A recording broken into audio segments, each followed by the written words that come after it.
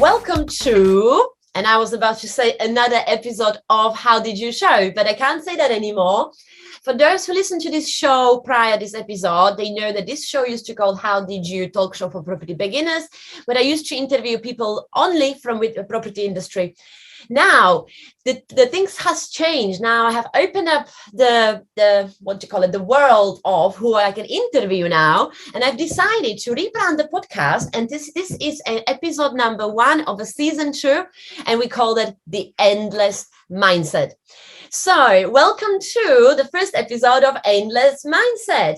As always, I'm bringing you a very inspiring and amazing guest. So he is a real warrior, very inspiring, highly motivated, highly disciplined, accomplished salesman, event co-host for High Net Network, which we're going to talk about later, as well as everything else.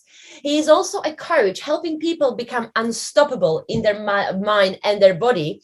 He's a good friend of mine, Paul Davidson. Hi, Paul, and welcome to the show. Hello.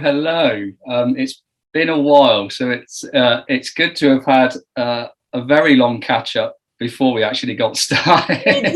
We did. It's been over an hour and 15 minutes. We've been just chatting.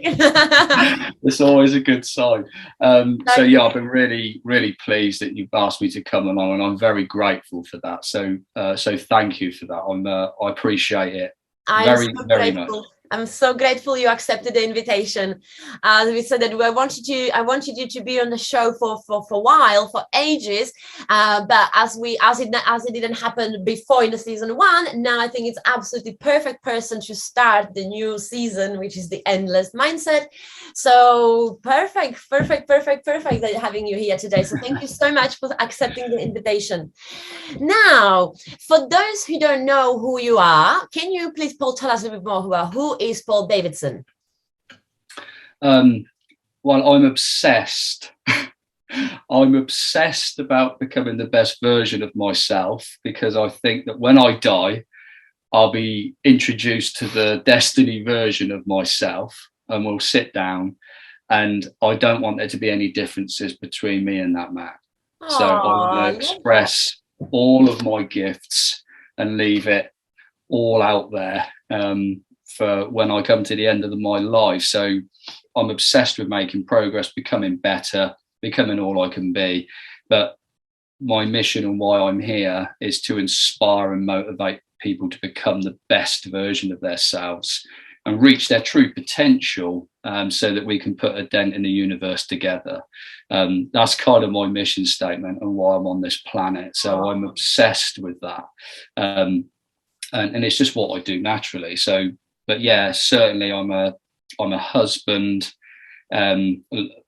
Certainly love being around my nieces and giving them constant mindfulness techniques, which they totally ignore, but it will go in at some point. But yeah, I invest in property, and I forgot to mention that you are a property investor indeed. Yeah, sure. So, it's all part of the story. But yeah, I just love progress. I love people. And I think just if I can help in any way, shape a different mindset, a different thought process, help people become bloody unstoppable is what I'm all about. And also I'm a bit of a silly sod. So humour's a massive part of me, just because of sort of sales shaped me. So because I knocked doors for 8 years, commission only, that taught me a huge amount about having a resilient mindset and just not letting things affect me. So I had to do that every day for 8 years, and that taught me an awful lot about humour, having a thick skin, and just not letting things negatively affect me. So that taught me an awful lot, and I learned a lot about myself in that process. So I'm very fortunate, and I think every day that I wake up, I'm incredibly grateful for it. So so that's me. You really are a warrior in a body and mind. For people who follow you, and the ones who are listening and they don't follow you yet, we're going to obviously tell them where to find you at the end. But But you are known for having big guns, and I don't mean guns for the listeners. I don't mean guns as guns. I'm talking about big muscles. You love physical fitness as well as a mental fitness as well. And Yes. can I ask, so how did that started with you? I mean, like, where did you decide to start training more body and mind? I mean, how did your journey started with everything in general when it comes to straightening your body and mind when you become the warrior? I mean, it's such an important question. It's such an important question. And of course, my childhood was kind of chaotic, and so, which I'm sure a lot of people listening can associate with and relate to. But because there was so much chaos in my home, I never felt like I had a voice. I never felt any confidence. I never felt heard. And a theme throughout my life has been I've never felt good enough. So, of course, how that affected my confidence and self-esteem was pretty massive in a negative way, basically. And then I found Arnold. so Arnold. You look like Arnold. Yeah, Arnold's my idol. So, you know, Helen, my wife, when we first started going out and she came round to my bedroom, like most teenage guys have got posters of half naked women. Well, I had a 5 foot black and white picture of Arnold in my room. And so that became my obsession. And so I started working out probably a little bit too early, but that became the only thing I had in my life where I saw progress. And practice makes progress, not perfect. Yeah. Practice makes progress. And so by practicing things well, I started to make progress in the only area in my life. And that made all the difference to me. It was the only place I felt like I belonged. And I think it goes back to tribal nature, that we all want to belong somewhere, you know, and be a part of something. And that was the only place I felt like I was home, like-minded people, try and become better, improve, make progress. And so that became something that's really important to me. So, and I think, you know, for anybody, you know, if you feel like you're totally out of control and you want things, but you feel totally out of control, we all have a body.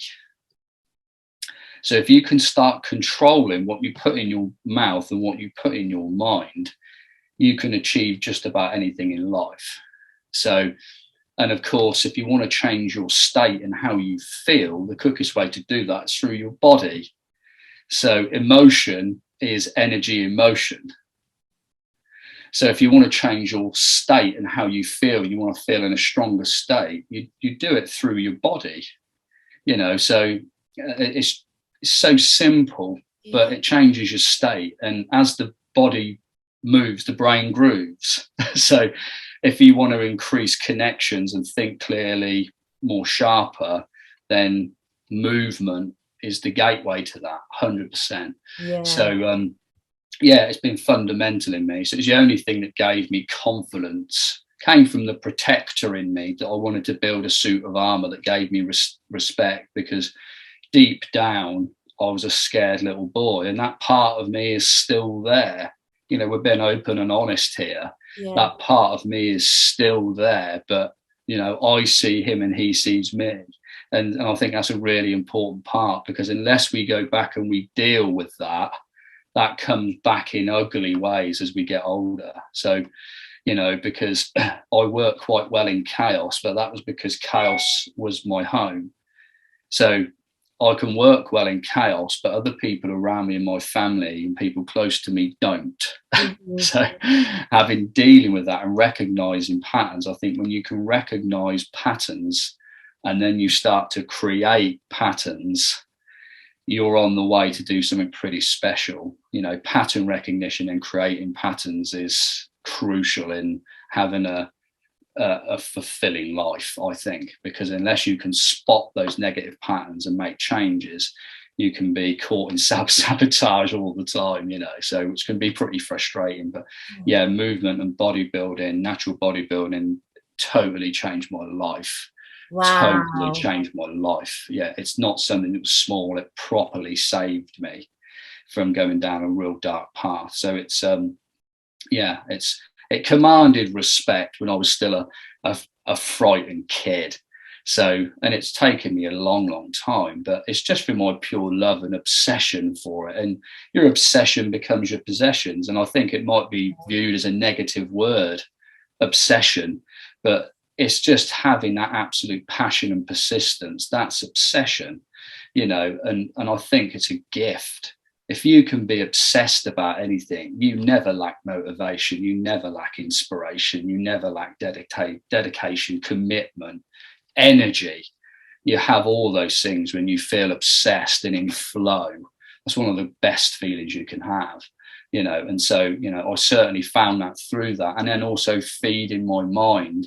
I have to do both things every day, or I kind of slowly start dying. So I have to feed my mind and push myself. Yeah, absolutely. Wow. I wonder how old were you when you read, well, I haven't asked if you did, but I assume when you read about Arnold's biography. How old were you when you actually fully learned his story? Because you know that he's got one of the thickest books ever created in this world. And I listened to his book. I haven't really reading books. Oh, it's just here. Yeah, it's just you here have a behind whole me. shelf for it because it's so big. And he had also very challenging childhood as well when he. Oh yeah. So I wonder if how old were you when you read his biography first? Because did he become your idol just because from who he was, or you actually found some resilience when you wanted to become more like him? Yeah. So I didn't know his story until probably I'm 44 now, the tender age of 44. And I'm pleased to say I've got more energy, drive, focus than I have now than when I was 24. So I'm pleased to report Amazing. it is possible. So but I probably, when I was about 25, so actually a long time after I related to him, because he was everything I wasn't. It was destiny. That's why I was actually wondering. Like, it was probably destiny that you are kind of already you have that feeling that, right, he's my idol. It wasn't just because of the way he looked. There was more to it, more speed, maybe some sort of spiritual connection or something like that, when you didn't even know, but you had some sort of similarity in your childhood, and you're like, right. And he was pushing himself as well, same like you've done. As like, it's interesting to see that you discovered his story a bit later as well. And oh yeah. I mean, he was everything I wanted to be, but not because he was just big and strong, but are you going to be a governor of California one day? Absolutely, yeah. I mean, just his confidence in his presence, and just how he enjoyed and had so much fun in everything he did, and that's something that I really aspired to, and so that really helped me shift my identity into who I wanted to be. And I think that's, anyone wants to make a change, you've got to do it at an identity level or it won't stick. We've all been on diets, we've all done things, and then after that you've gone back to who you are, because we all have an emotional home and we all have a temperature gauge. So if your health and fitness is at 75 degrees and you do something to make you 100 degrees, we all find a way to cool ourselves back down. So we've got to shift your identity 100%, because if you don't do that, those behaviors and habits typically don't last unless you've done it long enough for it to stick and become automatic. So identity is everything. Love that. This is very important. That's a really, really good point. And that's exactly what I want this podcast now to be about. It's about the mindset, about, as you said, it's about when you're changing a habit, or if you want to gain new habits, you need to change the identity. So for those who are not that, let's say, who don't understand this language that well, what would you say, what actually it means a bit deeper, like changing your identity? Can you tell us a bit more for those who are listening and they are quite not sure what you mean by changing identity? Yeah, no, that's right, because it sounds like, well, I'm quite happy being who I am. Okay, so first of all, for everybody listening, there's this notion running around, am I enough? And you're absolutely enough. for where you are right now, you are enough. We must be clear on that, because everything around in your physical world you've created with who you are right now. And so essentially your current or previous standards have led you to the material life and everything that's around you right now. So you're absolutely enough. But where you perhaps might want to go, if you're growth minded, or that you want more, and we all know there's more within us. Now we know that instinctively, we know there's more there, there's potential, we know that. And so, you know, it's just about moving that. And so if you've set goals and you want to achieve something, you're not going to do it as you are. So your standards have to raise.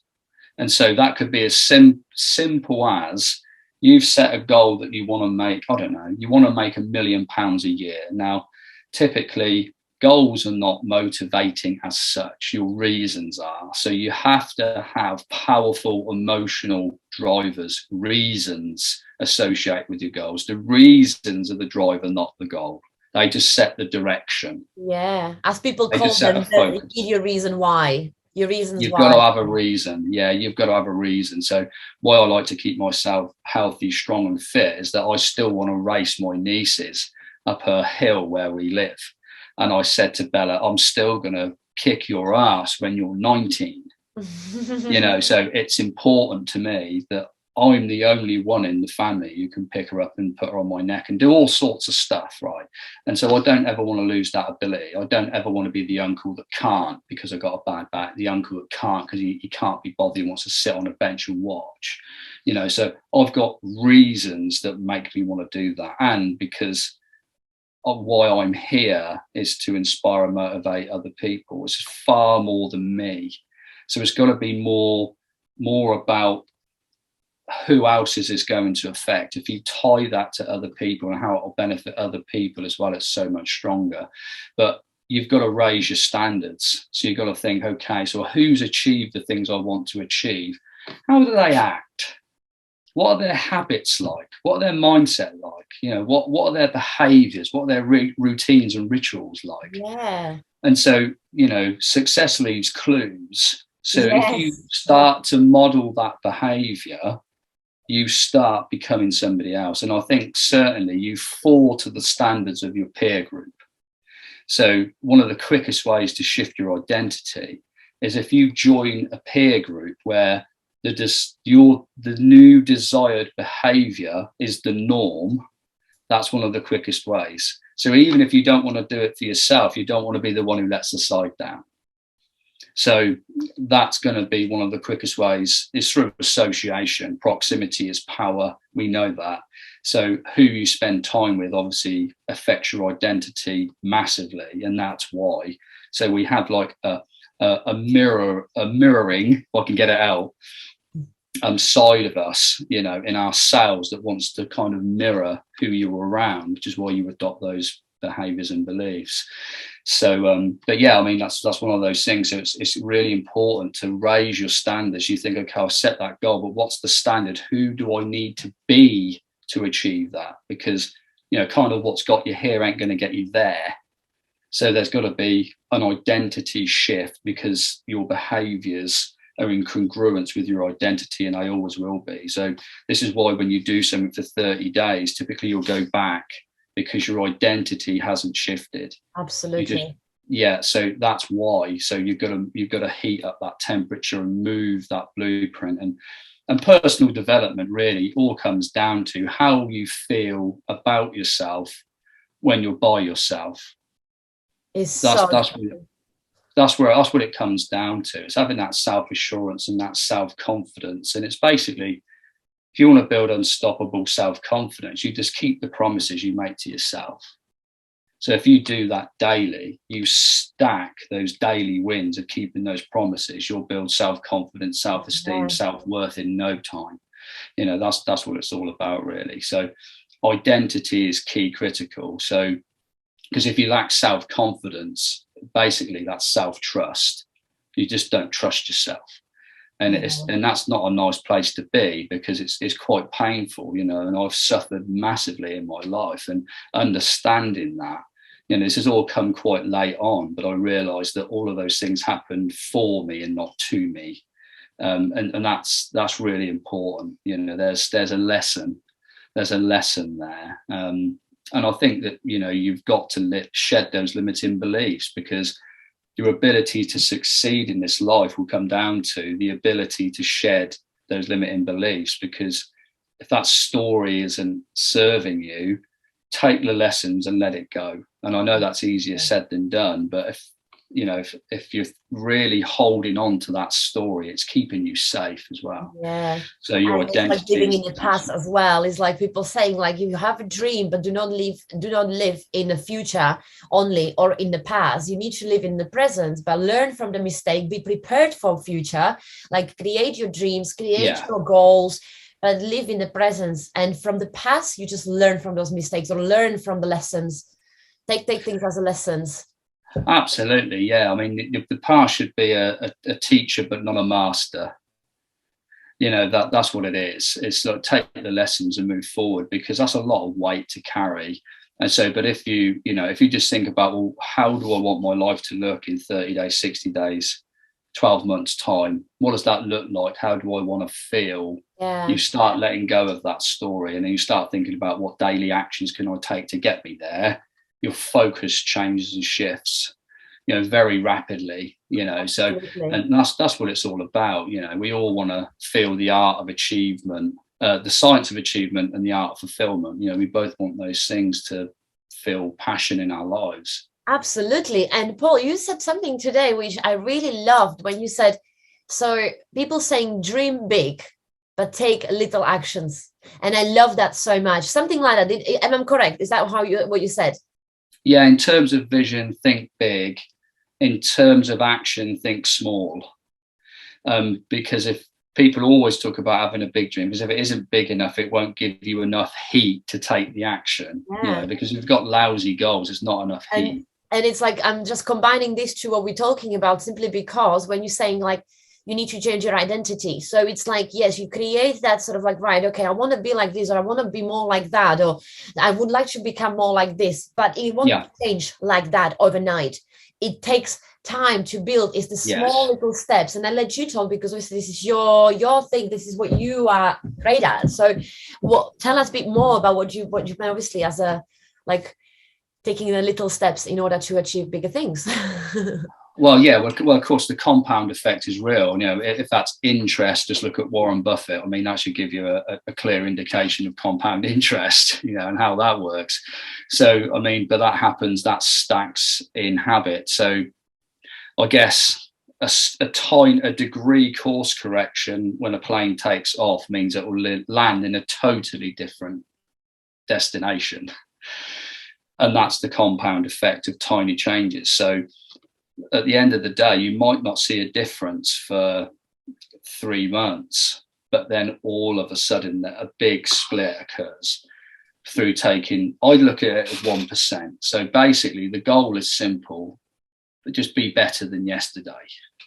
Yeah. So, and what actions can I take? And so because I think we're so easily overwhelmed, because information is not the problem, implementation is the problem. Is taking the actions, executing is the issue, because we're all caught in our heads. I think the last couple of years has caught us like this, and being in this state of being in our heads, because we haven't perhaps been able to take the action we wanted to take. So I think it hasn't helped. Absolutely. So, so you've got to, you know, if you're in your head, you're dead. You've got to get out of your head and start taking an action. So I think a really good focusing question is, you think, okay, this is what I really want. And a good exercise is actually to write down everything you think you want that you're getting after. And then ask yourself, where has that come from? Is that what you think you should have? Or is it something that you actually want? And you'll come down to probably half a dozen things, if that really resonate with you. And all of that other stuff isn't from you. That can just come from people around you, or parents, things that you think you should want. So Yeah, that's key. You've got to be exactly. clear about that. And then just by thinking, what is the smallest action I can take today towards that? So because, you know, there's a quote by a guy that I heard. He said that the heaviest weight at the gym is the front door. Okay. Yeah, that is so true. Because once you're in, but just the first step to get yourself there. Yeah, getting started is the hardest part. Yeah, And I very think true. we're all or nothing about that. I'm thinking, well, unless I can do it for 2 hours straight, it's not worth doing it. So I think if you're trying to do something, you've got to start small, because you've got to establish a habit in order to improve it. Absolutely. You know, you've got to establish it first, and then you can improve it. Otherwise, you just don't ever get started, because you're just waiting for the perfect time when you've got 2 clear hours or whatever.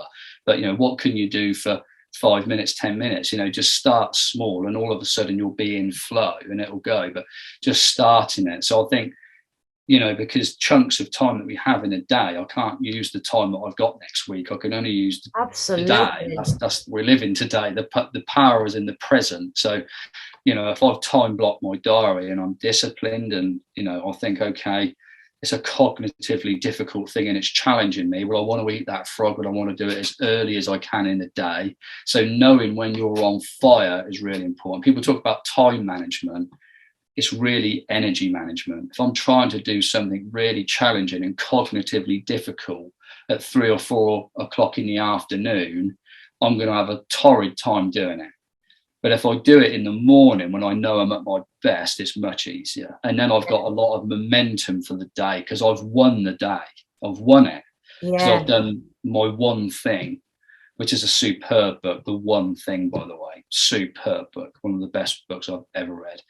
So it's like, you know, what is your one thing? The one thing, you know, and just having that focus on that, and just thinking, you know, if it comes down that you've only got an hour in a day, you know, because we can't devote a whole day to things, you know, we like to. 4 hours is perfect, because that's real deep work. But if you can't do that and you've got an hour or 2, then you've got to think small at what are the actions you can perform. You've got to figure out your Pareto principle, haven't you? You know, you've got to figure out what is your 20% that's going to get you 80% of the result, and just work on those actions that move the mountain, because typically they're the things that you really don't want to do, and they're going to challenge you and your limiting beliefs, and the subconscious might chuck the kitchen sink at you to try and not do that. And that's where procrastination comes from. It's not that you're lazy, that you're avoiding the behavior, the habit, for a reason. And I've had a lot of, not necessarily fear of failure, because I've failed so many times, but I certainly had a fear of success. What does it mean if it actually takes off? Right. Yeah. That's a good. Yeah. So true. Are you ready to handle success? Are you ready to? Yeah. And are you prepared to fail if that happens? Because, you know, things like just trying and failing, that's nothing wrong with. How many people who made it? How many people who are multimillionaires now failed multiple times before they found their thing, for example? So you can't. Well, they just succeeded a couple more times and they failed. It's as simple as that. Yeah. So you can't be afraid to succeed as well. You can't be afraid to fail. Both, isn't it? You have to be prepared for both. Yeah. It's fear of ridicule. I think one of the things that even if it's failure, but it's fear of ridicule is what we fear most. It's rejection. We fear rejection more than failure. It's ridicule in front of our peers. Like, that's one of the biggest fears that we have. And I think that, you know, what's the worst that can happen? Take the pressure off yourself. What's the worst that can happen? You know, am I going to die? Well, probably not. Yeah. Come on, you know. And I think that, and again, that's just the limiting beliefs that keep showing up. That unconscious governor, the 95% that's driving you, and you've got like 5% of conscious thought, and the rest is subconscious. And you wonder why, when you say, I want to get up tomorrow and I'm going to eat clean, the subconscious goes, we've got nothing to worry about. Yeah. Relax, fellas. That's never going to happen. But no problem. if rejection is so strong for many people, isn't it? Like for example, even about like property, like so many people, they are, let's say when they're learning about, I don't know, they want to find, they need to learn how to speak to agents, and they're looking for, let's say, rent-to-rent landlords. I'm not going to go too deeply into that, just what that is, but just an example is like, but they're afraid that they're going to say what? They're going to say no. And is that no going to harm you in any way? I mean, like, that's the worst can happen is that you're going to get the answer no. But just ask again, go again, go again. A lot of people are genuinely afraid to speak to agents, for example, because and there's no really real reason. They're just afraid to get rejected, for example. It is, yeah. The fear of rejection is a real one. It's a real one, and it's a very typical one I hear from people who are starting out in property, for example. Yeah, it's the rejection is like. Yeah, it's a big one, isn't it? And it's a, but it's not. Again, anything with repetition calluses the mind, and at the end of the day, like what was big becomes small, doesn't it? So. I think that can be overcome, and there's a great resource called Go for No, a book which really helps with that. If anyone's there listening and wants to know, Go for No. I always ask at the end a guest to give a book recommendations, and you've been already planting a few books through the episode, which is fantastic. So I'm going to ask you again at the end to repeat that, because I love book recommendations. Yeah, oh, absolutely. Go for No. That's an interesting one. I'm writing that down. Go for No. Do they have an audio version? Do you know? I don't know. I tend to read more physical books because I find if I want to get an idea of something, I can do it on audio. But actually, to focus on single tasking, it takes my mind away and stops me multitasking, which is a fallacy, by the way. You just do more things badly. And so to sit down and physically read a book is an important discipline. But I'm sure it's on audio. But I only like audio books where the author is reading it. Yeah. Oh, it makes huge difference, doesn't it? Because they can really feel it. They will read it as they, unless it's Stephen Fry and his books like Harry Potter or those books, for example, which I only learned through playing it for kids originally, like nieces as well. He is fantastic. So some people, they're just genuinely bored, but we're talking stories. Yeah, this is very different. Books, what we're talking about, like motivational books, it's better to hear it from the actual author, 100%. Oh yeah, without a doubt. Yeah, agreed. Definitely. 100%. So yeah, this is so, but Paul, you've tried different things as well, like for example, so you're building your, you're working on your coaching as well, which is obviously warrior of your body and mind. You're also doing a property investment. You're also co-hosting at the moment the HighNet Connect event in Oxford, isn't it?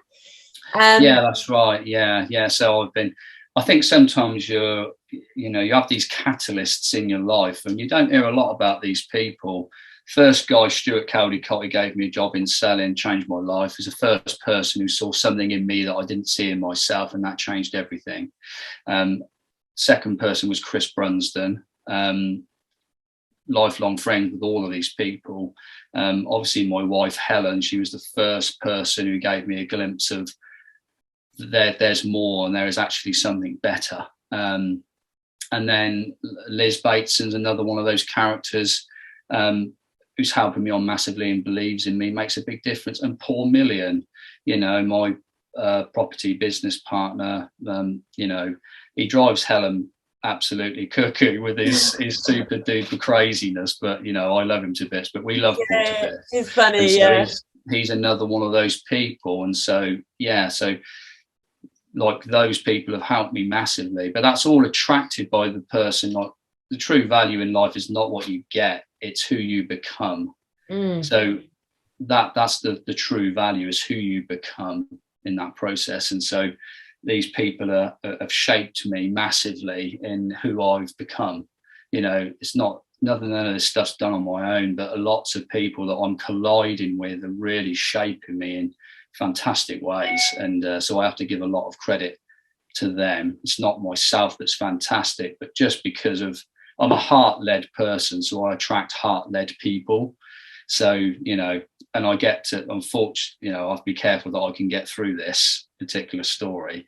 But Helen called me when I was driving in the car, and she says, the Arnold Sports Festival in the country. And I was like, wow. She said, no, I bought you a ticket so you can meet Arnold. Oh, when is that? So that's in like October. But my gosh, that's amazing. Yeah, that absolutely blew me away.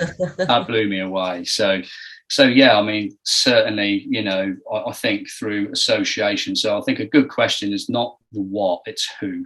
Is who can help me in achieving that? Who can help me on my way? Absolutely. Yeah, definitely. Amazing. And sometimes we try different things in life, and sometimes we meet people who are not meant to stick. They're just in our life a little bit. But we've always learned lessons. We've always learned something. But it's all about not giving up, isn't it? Like some people think that, I've tried this, it's not for me, and that's it. They stuck with the old life. But it's like, but that's not how it works. It's like just because something didn't work, that doesn't mean that you can't try something else, or you try. That's what warrior means, isn't it? Just keep going. So yeah, absolutely. Yeah, I think it's like one of the things I always sign off with is stay playful, stay present, and stay relentless. And so I think being playful connects you to your inner child, and I think that's really important, that you never lose the sense of fun, because when I get really serious, I'm in my head and I'm not myself. And then staying present, be where your feet are, is another challenge these days. And I think just staying relentless to what's important to you, and that you figure out what's important to you, and you do the exercise of the I feel happy when, and just fill that page. And then that's typically nothing material. It's a nice cup of coffee, it's a sunrise, a sunset, a smile from a loved one, the wind on my face, the sun on my face. It's those things. And I think if you can sprinkle a little bit of that stardust into every day, we all just want to feel more happy, more fulfilled. And I think they're so simple to do, but we're just too busy to do it. Absolutely. Gratitude, it's so important as well. Just I was talking to my boyfriend about it recently a lot, about how I realized that I forgot to do affirmations and just being repeating every day great things I'm very grateful for.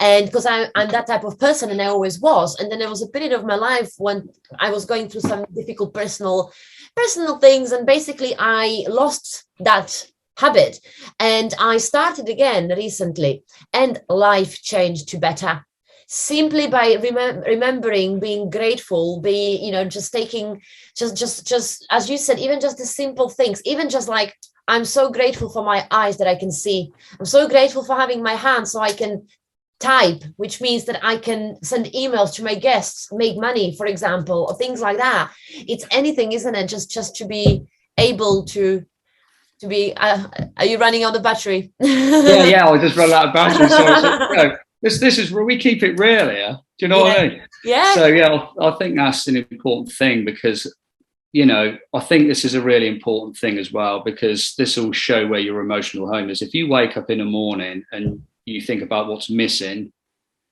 you're going to be in a bit of a state of suffering. If you think up in the morning and you think about what you have, you'll generate much more happiness and gratitude.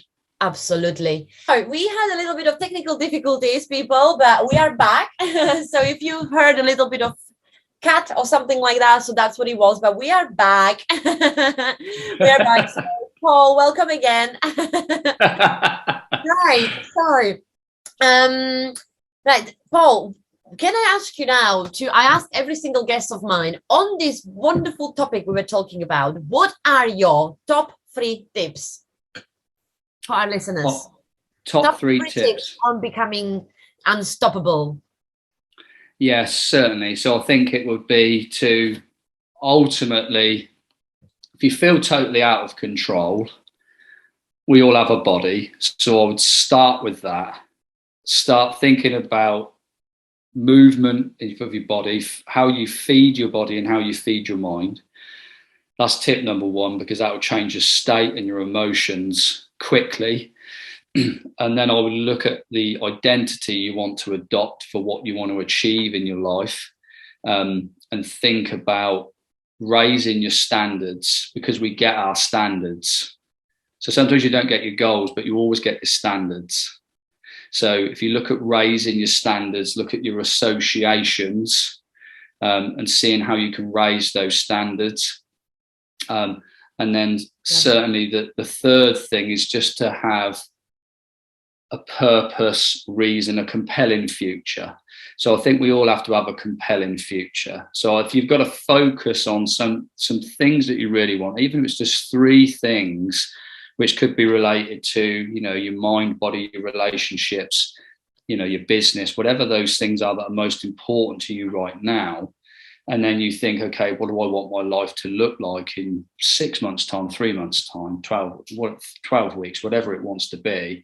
And then look at your daily actions that move the needle the most each day that you can do, that are in your control. So there's no victim mentality. You're in control of that. And then keep those promises you make to yourself. You're on the way to make massive change with small steps each day. So I think that's important, but you've got to tie that to reasons. So you can't just have a goal without a reason. It's very empty. We've all had goals that we've achieved, and you get there and you almost can't celebrate it because it's just what's next. Yeah.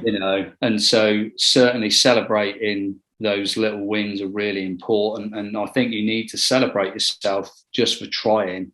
Yeah. So there's the 80-20 rule that we all know, but I think we should spend 80% of the time giving ourselves a pat on the back for what we are doing, and 20% of the time giving ourselves a kick up the arse for what we could be doing. Yeah. Because we're so conscious of the percentage of the things that we think we should do, could do, would do, ought to be doing, and not the things that we are doing. So that comes down, I strongly advise journaling.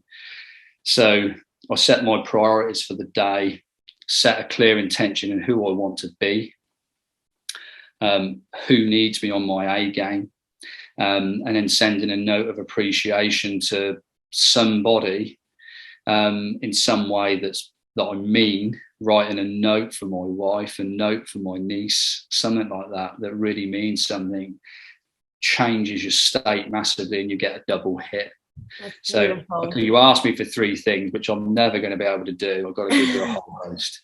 And then of course you've got to, make a change in your, in how you reflect on the day, because if you reflect on how have I done today, and like what questions do I ask, like what actions have I taken towards my 3 goals today? Who have I had an impact on today? What have I learned today?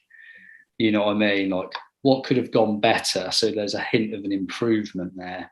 So you've got to have you've got to bookend the day, and I think that's really good. And then just get everything out of your head to stop you overthinking so you can relax in the evening, but just get it all down, set your priorities for tomorrow, just do a bit of prep, get it all out your head, just to reduce that overwhelm and overthinking. So I think that's a bit of an epidemic in itself. Overwhelm, overthinking, and do action. Yeah, just those actions. Yeah. Well, I'm going to actually play something which is 25 seconds, and I've never done that on the podcast. I've never actually used my phone, but this is something really funny, and I just feel like this is an amazing episode to play this today. I don't know if have you seen? Hold on. Have you seen? My puppy is crying here. Hold on. I don't know if you can see it. Oh, you're not going to be able to see that actually. Hold on. How did I just nearly. Yeah, how did you almost saw that? Hold on. What about that? No. There you go. Right. Have you seen I've seen that. Right. So for the listeners, because you can hear it, but it's such a good, so I'm gonna play this. So it's basically, for those who's listening, they can see, it's a little animation of a person talking to his brain. So it's you versus your brain. Oh, come on. Hold on. We completed our break and now must actually do the plan. Remember the plan. Oh, yeah. It was a good plan. What does this plan demand of us, brain? Well, according to my brain manual, let me just see if I can find the page right here. Ooh. Go on, do tell. The plan requires effort. Effort, you say? Yes. This revelation. I find it disgusting. Did you hear it well or not really? Yeah. Yeah, I could certainly hear it. Yeah. Oh, that's brilliant. I love it so much. It's so true. It's like, right, we had this plan. Yes, we had the plan. So what we do now? Well, the brain goes like, well, now you need to do effort. Ugh.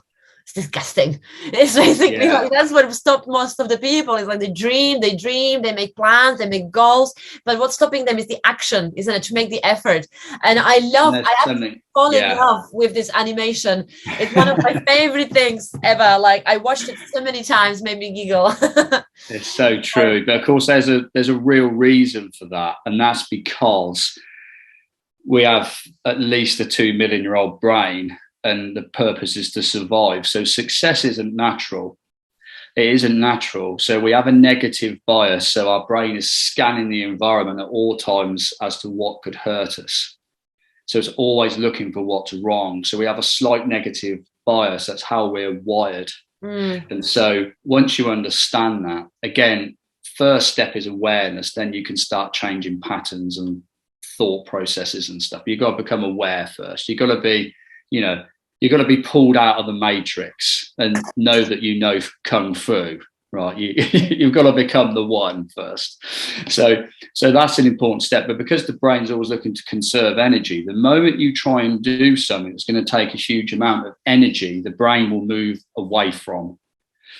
So because it's only like 4% of our body mass, but it uses up to 20 to 25% of its energy. So you're running a marathon at the rate you're burning energy in your brain. If you're constantly thinking really hard, it doesn't want to do it. So it will always gravitate to the familiar. And that's why visualization is one of the most important things you can do.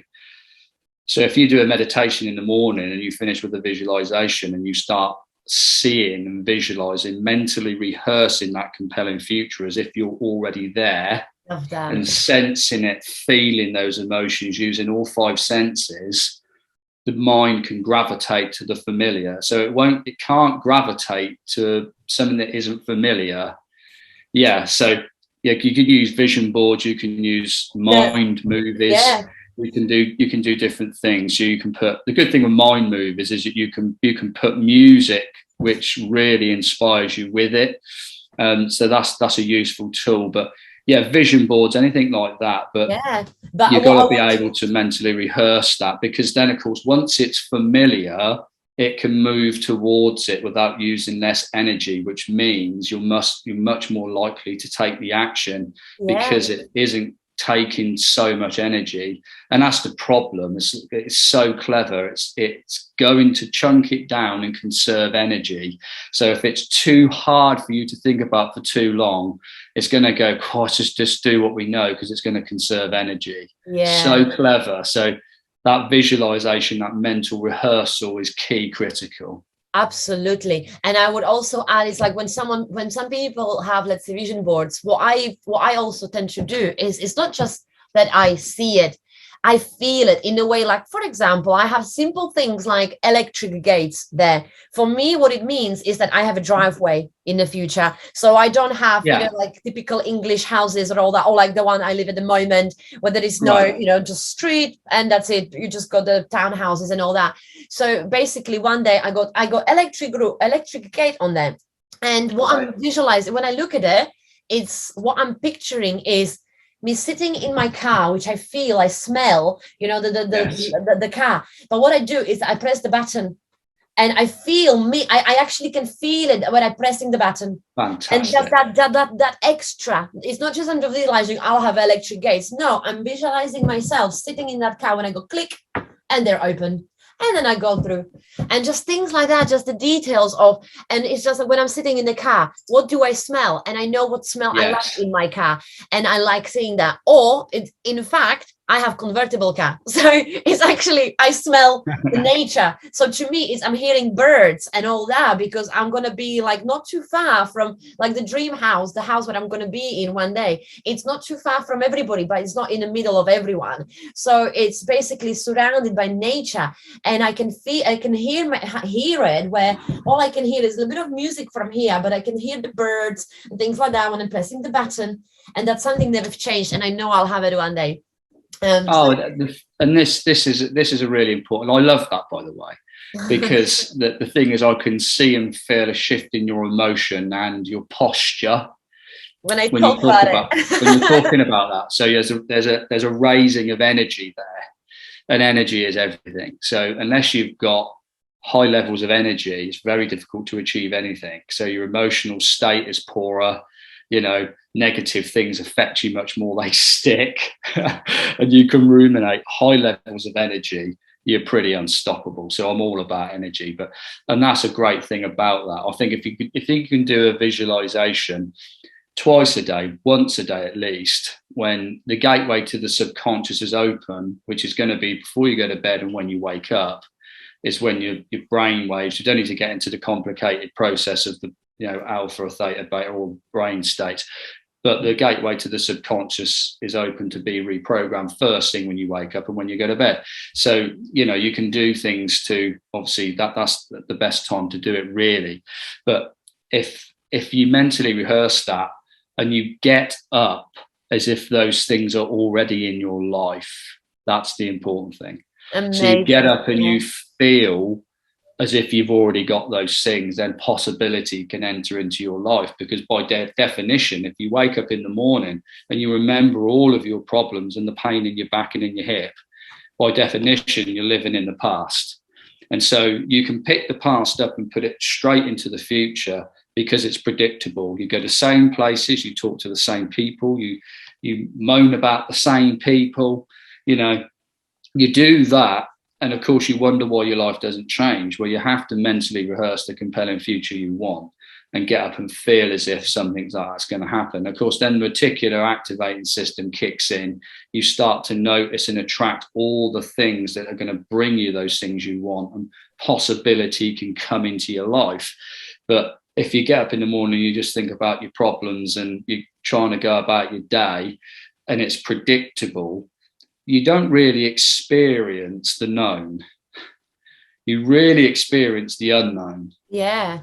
So that's when you're totally present, is when you're in the unknown. So that's when things can come into your life, and that reticular activating system is really important. And that's why, if you want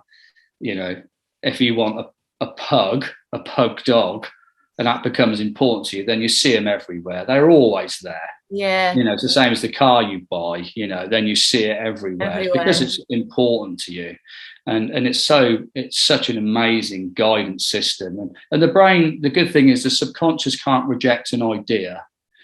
So you've got some internal belief systems there that are there from a young age, of course, and they quite often shape the circumstances that you create in your life and what you believe is available to you, and your worldview is formed between 0 to 7, and you've got no filter or question what is going on, is it real? And you don't have that.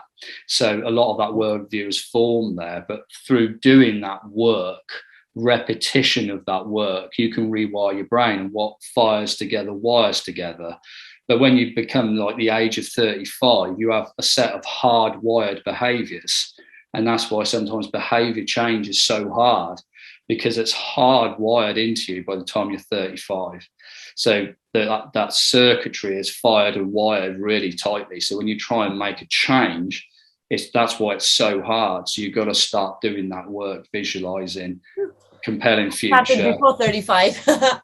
yeah. So what I mean. So it's got to, it's just being conscious of that, and then just taking small steps. So the quickest way to change who you are is change what you do. Yeah. And if you can do that on a granular scale, just each day, just doing something small to move in that direction, of course you feel momentum, and more importantly, we feel progress. Yeah. And we love progress. And I know through suffering a lot, if you're not making progress, your brain will punish you for it. Yeah. Oh yeah. Oh yeah. What's the worst punishment? Is that yourself, your guilt, your things. Oh, I haven't done that. Oh, I could do better. Oh, I Oh, could do this. it's awful. Or when you're letting yourself down as well, like when you dream about exercising more or smoking less or drinking less, and then when you break that, it's you who's going to torture you. Your brain's going to torture you. It's because you feel like, oh, I failed. Oh, I haven't done that. Oh, I'll try again. Oh, and it's like tormenting yourself, isn't it? Oh yeah, and we're so good at beating ourselves up. We really are. But we could do a whole nother podcast on habits, how to build new habits and how to break habits. Well, but that's a good idea. Maybe you could come back and we'll do another episode where actually we go talk about all the habits. I'm going to write that down. Yeah, and it's really quite simple, but it's made a huge difference in my life, and it's actually quite easy to implement. So if there's a behavior that you want to introduce, you've got a 4-step process for it and the reverse 4-step to break a habit. And so it's really nice and simple, but and that's what we want to do. We all want to break and shift negative habits and build better, more positive ones, because that's just, we all want to live a fulfilled, happy life, but and I think that success is whatever it means to you. So success doesn't have to mean a Ferrari, it doesn't have to mean a mansion, it doesn't have to mean $1 million in the bank and a private jet. I think success is the continual unfolding of your own life by your own personal design and pulling it off. Absolutely. Whatever that means to you. Yeah. It's life by your own design and pulling it off. Whatever that is, that's success. If you just want some more time freedom with your family and you don't want to serve the world, that's fine. That's success to you, and that's absolutely fine. I think we're all built to serve, but some people are built to serve their families, their communities. Some people are built to serve the world, and I think you feel that. And I think that whatever you're seeking is seeking you. Yeah. Sometimes we think we want to go over here, and the soul goes, no, come back here.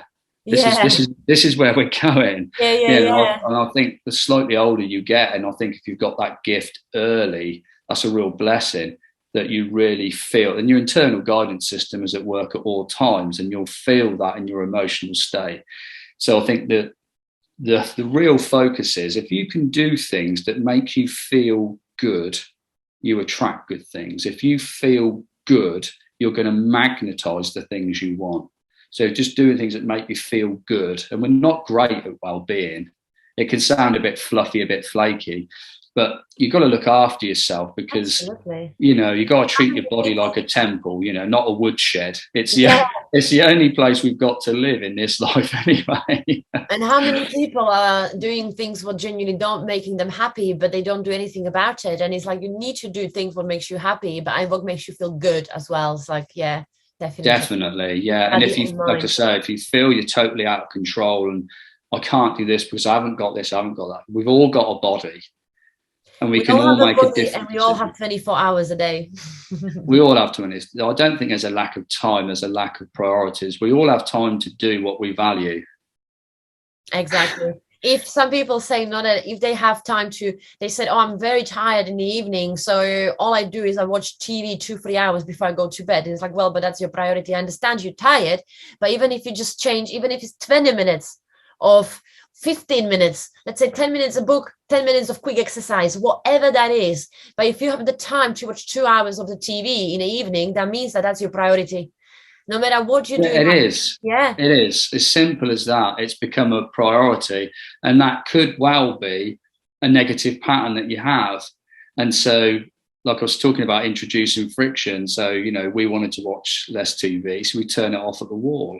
And that bit of friction means we don't get up to turn it on. So, and that's that question, isn't it, about the environment? Does it support the desired behavior?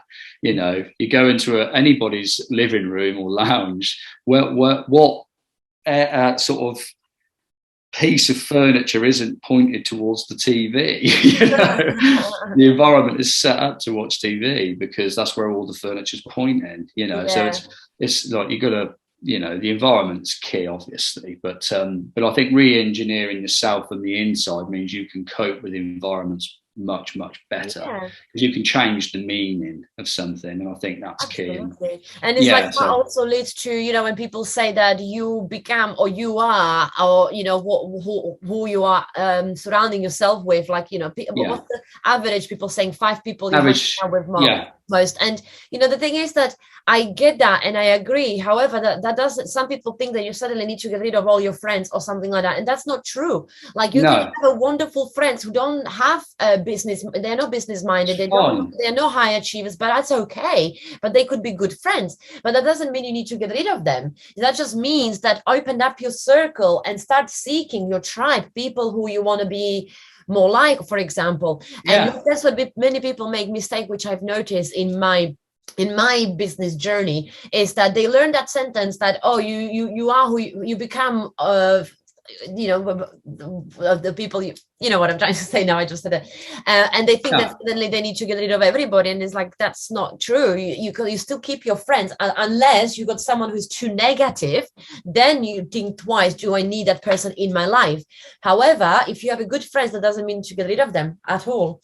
That's right, and quite often those people you can't choose because they could well be family members. So so I think what you do is that you just try and reduce your exposure to that.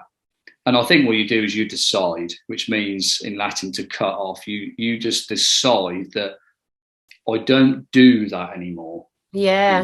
I don't do that anymore. And the thing is that I'm not going to let that affect me, because that person hasn't pissed me off. I'm allowing it for myself to piss myself off. You're allowing that. And that's the stoicism that I love, is like controlling the controllables and becoming as untriggerable as you can be, because then you've got a much better path through life. If you're addicted to the approval of other people all the time, and constantly thinking about what other people think, of course, it's a real governor on you, So, and we sometimes we want to fit in because it's the tribal thing, we want to be part of the tribe. We don't want to be outcast. But I think you've got to be yourself. You've got to be yourself, because it's quite difficult keeping that act up all the time. And to be authentic is such a gift, and I'm always drawn to the people that are most authentic.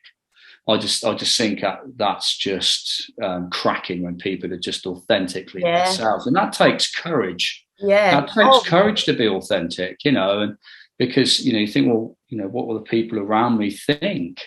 Because we live in a culture, unfortunately, where success isn't necessarily celebrated by the people closest to you sometimes, So I made a video recently. We've been in London with Andy, and it was actually for like a business summit. And I'm a very authentic person. I'm a very, positive person, and I don't really care what people think about me as such, in the right way. And if I want to dance, I dance. If I want to boogie, I boogie, wherever I am. If I'm on the street and there's a bit of song, coming out of the car, and I love the tune, I go like, I love the tune. I don't care that if someone sees me. So what we've done is that Andy was recording me little bits, like, when I was booging there. And he always says that, Lenks, like, you just, you little crazy nutcase. And I was like, yeah, I love it. And that day, complete coincidentally, that day I found a reel on social media where a girl basically, how you have these days, you got this audio and then you can create a video to it. And the audio basically said that one day we all gonna die and no one's gonna remember me. So sorry for the swearing, fuck it. And literally and there's a song, and then the song goes. And I literally created a reel out of those little videos. Andy filmed me dancing anywhere in London. And it's so true. And it's like, and then there was a one person, like lots of friends, even the friends I never met, people who just follow my followers, etc., been sending beautiful comments about it, like, Lenks, you're always yourself, do not lose yourself. There was a one person who basically said something like, Lenka, he said, Lenka, be yourself, or something like that, but just don't be childish like this girl on the video. So I sent a message back and I said, do you know that's me, right? On that video. And he was like, no way, you look like a child.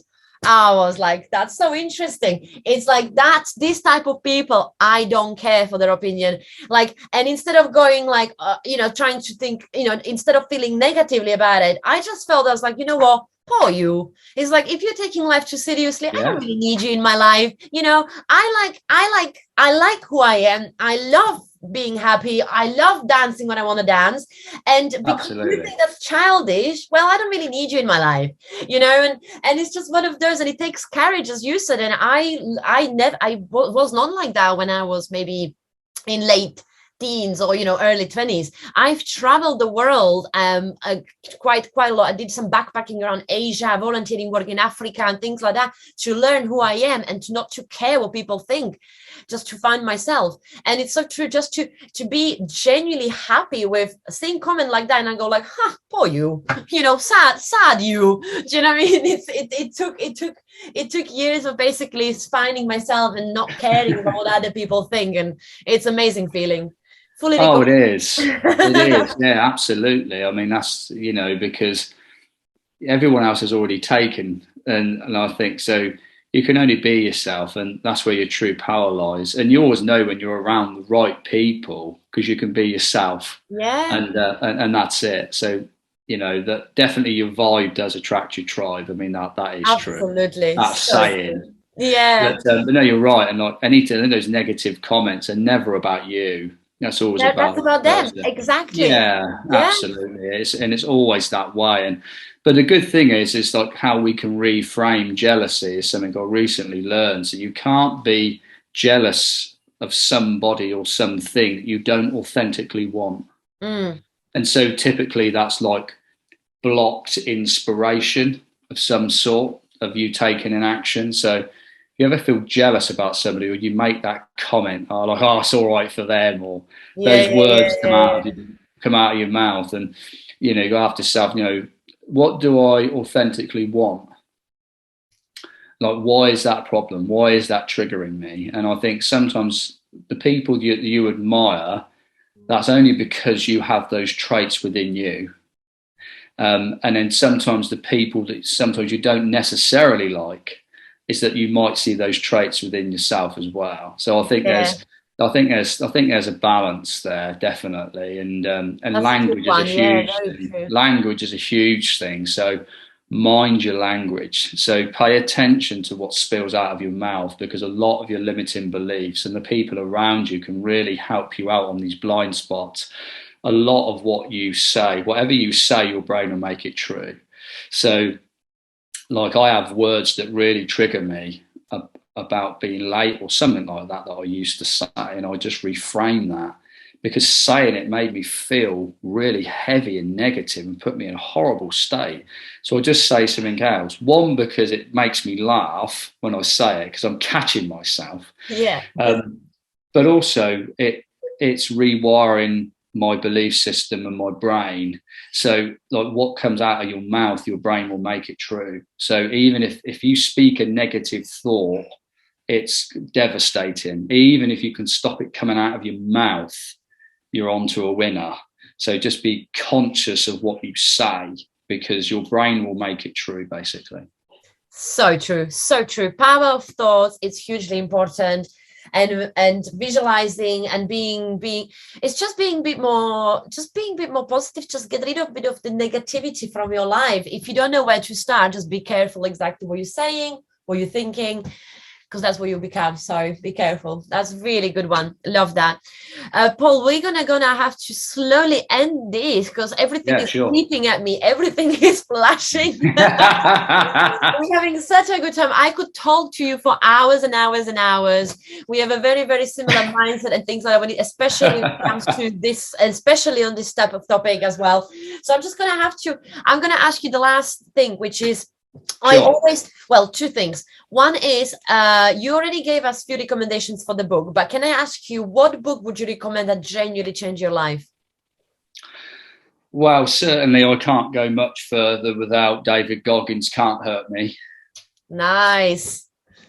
That's genuinely changed my life. It's a bit super hardcore for most people, but what you realize is you have so much untapped potential, most people. And I think that's a quite a big thinking shift about what's possible for you.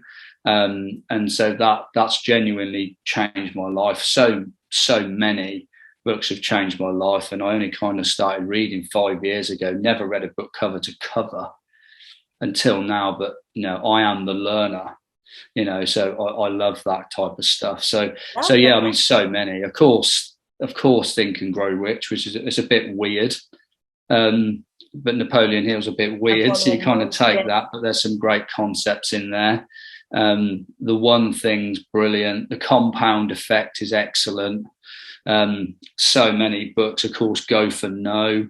The 10x Rule is quite interesting. Just so many. God, I'm surrounded by books constantly. James Clear, Atomic Habits is absolutely amazing. Atomic Habits, I've heard about that book recently. That's good. That's definitely shaped me 100%. And and I think, oh God, there's just I don't know. There's just so many. High Performance Habits by Brendan Burchard. There's so many. There's so many. I mean, I'm surrounded by books because I never want to be far from a good idea. That's good. So I feel better in their presence because I do feel that these books have an energy to them, right? So which is proper strange, but they certainly do. And but yeah, I mean, anything to do with behavioural change, and Unleash the Giant Within, Tony Robbins, another fantastic book. And I mean, there's just so many things, but I think if you're conscious about your identity, your habits, and obviously what you link pain and pleasure to, that's what's driving your behaviour and where your life is going. So what you link pain and pleasure to is everything you're doing every day. And of course, you will always have a need to be consistent with your identity. So raising your standards, shifting in who you're becoming makes a huge difference in your life, and there's making daily progress every day. The Compound Effect was one of those game changers. Small book, you'd read that perhaps in a day or two, but that's really, really good. Can't Hurt Me. Unbelievable. And I know there'll be like half a dozen that I think, I should have mentioned that, because there's just so many. But always like that, don't worry. And because I've read so many things, it's like that, it's one of those things. And Never Split the Difference is an amazing book also. And also now, Paul, if you could, for those people who are not following you at the moment, can you tell us where to find you, how to find you? For those who Paul Davidson isn't my stage name; it is actually my name. So on LinkedIn, Paul Davidson, you'll see me in a black and white picture with my smiling face. On Instagram, I'm at the Warrior Mind and Body Coach, and on Facebook, I'm around. So if people want to pick up with me there, that's fine. So I offer various different programs for different people at different stages. So for people who want to progress and become unstoppable, might maybe want to play at the next level, just drop me a line, and happy to have a chat. Not a problem at all. Or just any advice I can give, I'm happy to give it. Fantastic. Well, there you go. So that was amazing. Paul, thank you ever so much for coming today on the show. I've really, really, really enjoyed chatting to you. As we said in the beginning, we've been chatting so long, even before we started recording. And it was just, we could talk and talk and talk for hours. I really, truly, truly enjoyed having you today. So again, thank you so much for coming on the show. And I'm wishing you all the success, all this positive energy coming your way, and all the dreams to come true. And I know you achieve them because you got the right attitude, the right mindset, and you're doing the right, what did we say from the video? You're doing the effort, and you're putting the effort in, in little steps and all that. So well done. No problem at all. And thank you, because that gives it a chance to see the light of day, and to, if it positively affects just one person, then then our work is done, you know. And I think that's through your intention as well to spread that is also a massive blessing. So thank you. I really appreciate it. Thank you so much. That's really kind. And yeah, as well, I'm sure that our listeners would find loads of value in this. This was an amazing episode. I'm so glad you came today. Me too. David. Davidson. Cheers, David. It's close enough. Yeah, well, you were half David, so half Davidson, no, so there's David in it. Oh, bless, that's hilarious. That's the perfect way to end, isn't it? It is. It's like, Lenka, are you sure you even know who you're interviewing today? Brilliant. All right, my lovely. Well, have a fantastic evening. Say hi to Helen. And I certainly will. Hopefully I'll see you in person very soon. Yeah, I'm sure we will. Take care. Okay, you too. Bye. Bye-bye. Bye-bye.